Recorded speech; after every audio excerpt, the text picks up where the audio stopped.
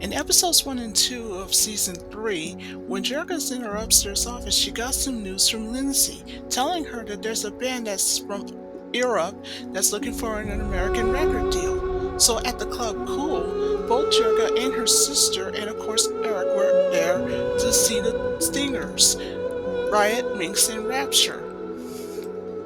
After their performance, that's when Eric talked to Riot, the leader of the Stingers, first, and then Jerrica soon after. After looking after both of their deals, that's when Riot suggested to stay at the Gabor Mansion first, and then later on Starlight Mansion to decide which deal he prefers. While at the Gabor Mansion, that's when Riot saw a profound change in Pizzazz. That's when he and his bandmates left, so they decided to stay at the Starlight Mansion for a while. But the next morning, when Pizzazz was aware that the Stingers had already left, that's when her bandmates tries to tell Pizzazz to see their Riot or her bandmates. But when Pizzazz chooses Riot over her bandmates, that made her bandmates upset. But when Eric arrives at Starlight Mansion, he told Riot that at Stinger Sound, he can have a better deal than that. And so when Riot was asking Jerrica to match the deal with Starlight Music, she now has to make her choice. But then when she refused, that made Riot side with Eric's record deal instead of hers.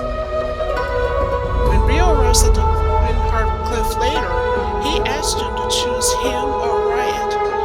But then when Jim flipped out and slaps Riot's face, she later joins up with Rio at the remains of the Starlight House. Then Jim told Rio this confession that she just couldn't stand to lose Rio over Riot, and saw what a conceited fool he's been. No wonder Jerrica turned him down, and a record deal which she could have had if it wasn't for Eric. Pizzazz at the Misfits arrives at the Phillips residence after following Eric's advice to get the Misfits back together again. She apologized to her bandmates. Her bandmates not only forgave her, but the Misfits became four once again when Pizzazz suggested that they could sign up with Stinger Sound.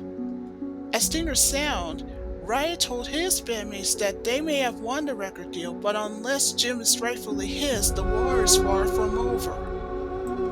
In episode 11, we get to learn the background of Riot, the leader of the Stingers, after he heard the news about his mother being in the hospital thanks to his father, who showed up at the last minute and told him the news. It was during the night of the Stingers' success party at Stinger Sound. So at Riot's apartment later that night, he told Jim that he wanted to be a musician, and that's all he wanted to do while growing up. But after he was dishonorably discharged from the army, he did just that. So after Jim and Riot had left from his apartment, they arrived at the hospital room to visit Mildred. After the doctors broke up the fight between the two men, they brought Mildred to life. That's the good news. But now they're not so sure if Mildred would live. The next morning, when Jim went to see Riot's father at Riot's father's house, she told him that the only way that Mildred would live if he and his son would make up. Plus, she invited Riot's father to the Stingers concert for Mildred's sake. Later at Riot's apartment, when Jim just let slip to Riot that she went to see his father, then asked the question if Riot would like to see his mother would live and make up with his father. At first he refused, but then Jim had to convince him otherwise. After the Stingers concert, Riot's father agrees to see Riot in his dressing room. Then Riot can now see that his father had now changed. So both of the men agreed to see Mildred in the hospital room. So Mildred not only forgave the two men, but says that she would try to get well so she could come home to both of them. And then in the end, all three of them made up in the hospital room. Finally, in episode 12, 9-year-old Bonnie O'Callaghan knew that her father's alive, but the problem is she's not sure on where. So, in the living room, Jerrica, her sister, and their friends looked up on a guy named Martin, who might be Bonnie's missing father. So Asha and Kimber went to the art gallery that Martin owns. When Asha and Kimber had learned from the Veterans Hospital that Martin has amnesia, they invited him to the mansion to meet up with Bonnie, which he wasn't sure of. When Asha, Kimber, and Martin had arrived in the mansion's living room, Jim told them the bad news that Andrew Martin from Las Vegas is Bonnie's father and not Martin, which made Jim a mistaken impression. But when Jim receives a phone call from Andy at the abandoned zoo, he told her that he has held Bonnie hostage unless she brings him $1 million, or else Bonnie will pay the price. Before Jim and Martin can head off, Rio wanted to go along too, but Martin refused. So meanwhile at the abandoned zoo, after Martin had received a couple flashbacks, he got his memories back, and he rushed in just in time to save his long-lost daughter Bonnie just in the nick of time. Back with Andy, who ran off, he accidentally bumped into Martin. Finally, Martin puts Andy in the monkey cage at the old zoo. When Jim finally arrived, she's not only glad to see that Bonnie is safe, but to see that both father and daughter are no longer lost. They are finally found at last. At the mansion, now that Bonnie has found her missing father, she gives a kiss to Riot, the leader of the Stingers. When the Misfits show up, both Jim and Possess have both shook hands, and they are now no longer rivals.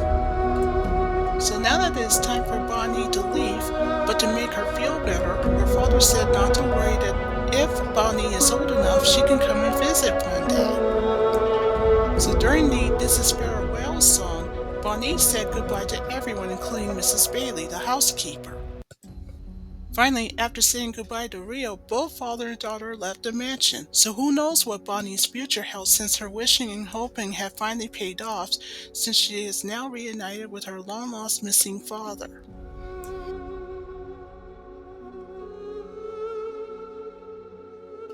After the series came to an end in 1988, what the future held for the Benton sisters remained unclear. But over the years, thanks to Hasbro, all the Jim dolls and action figures are remaining collector's items today, and still earning over millions of dollars. Also over the years, 26 Jim comics are still collector's items today. It was published in 2015, but it was discontinued in 2017. Next, thanks to Universal Pictures, Jim and the Holograms became a feature film that was released in 2015 with a $5 million budget, but sadly it became a box office failure, earning only almost $2.5 million. Thanks to Amazon and eBay.com, all the Jim and the Holograms animated series can still be found on VHS and DVD. Plus, even better, they are translated in different languages all over the world. Finally, despite countless reruns over the years, thanks to Tubi and YouTube, children throughout all the generations can still enjoy Jim and the Holograms, the animated series, for 3 successful seasons and 65 episodes within still over 40 years within its prime.